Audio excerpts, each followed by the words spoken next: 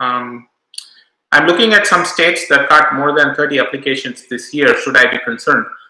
Yes. So Conduct 30 in some states, they got more than 30 applications. Some got 45, some got 60. New York State typically gets 60 applications for 30 spots. So what's the process is each state have a mechanism where they review all the applications that they get, and they have each have their own way of identifying the 30 applications that they're going to forward. Missouri, for instance, would give a preference for primary care, and for specialists, it goes by HPSA score. HPSA goes from 0 to 26. So the higher the score, the higher the need in that area. So those people will get waiver first compared to someone with a HPSA of say 6 or 8 or similar.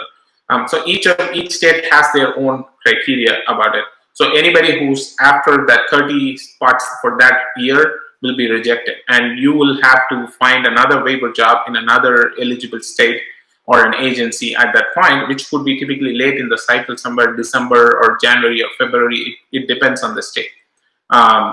It is a pain. Some states that are got more than 30 applications consistently might go to a lottery based, because it's very easy with lottery. The advantage is that there's no differentiation between primary care or specialists. Currently, the only 2 lottery states that have been defined are Florida and Connecticut. Both of them do not differentiate between a primary care applicant and a specialty applicant. So anybody who applies in that period, which their websites state, which from 14 days or a month, everybody in that period will submit their applications for that state Conduct 30 program for that year. If they get less than 30 applications for whatever reason, all the people who submitted up until that point will get their waiver. But given these states are very in demand states, they always get more than 30. That is the reason they moved to lottery-based system. Florida usually gets about 60. Connecticut just switched to lottery a year ago, so we'll have to wait and see how that pattern changes. If more and more people try to avoid Connecticut, maybe the first set of people who apply and it's less than 30 will all get through within the first cycle. It is possible. We'll have to just wait and see. Similar change to lottery could happen in other states like Missouri, Indiana, Minnesota, Georgia, South Carolina, and so forth. So you'll have to just weigh in the risks and make sure you have some sort of a backup plan. If you're going to be applying to one of those lottery states, prepare for the worst. If you don't get that job, what is your backup? So backup options including first is O1 visa. O1 visa is basically again an exceptional visa. So again, if you have a lot of citations and publications and stuff, you can file for that O1 visa. The requirements are lesser than what EB1 would be. So it's not as stringent as that. So if you can get an O1 visa, so from after you finish your training, you'll move from J1 to O1, and then hopefully apply next year for that same job under a waiver. And if you get approved the next year, you can switch from O1 to H1 and start your waiver from the time you switch to H1. So the disadvantage with this pathway is that O1 only delays your 3-year period. It does not grant you the waiver. So you still have to finish your 3-year waiver.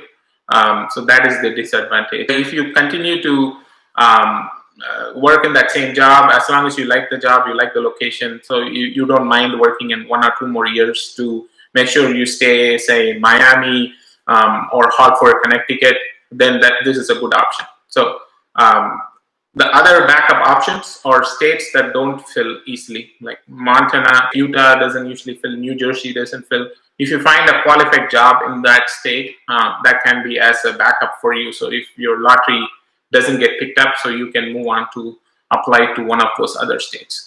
Depending on the state, it may or may not be easy to find a backup job in another state.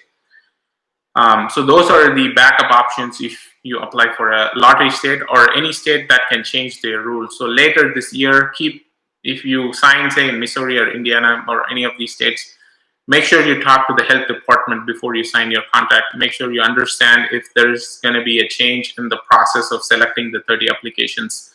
Coming up later this year, Connecticut did a total flip 2 years ago. Many people signed their contracts and they were waiting, and around late September, they just said, we're going to be moving from first come, first serve to a lottery-based system. So a lot of people rejected a lot of jobs in other states to come to Connecticut, and they were all caught unaware of this change. And this can happen in any of the other states, especially with COVID being there. Teams are not meeting, the office is not fully staffed at this point, so that decisions might be very, very delayed.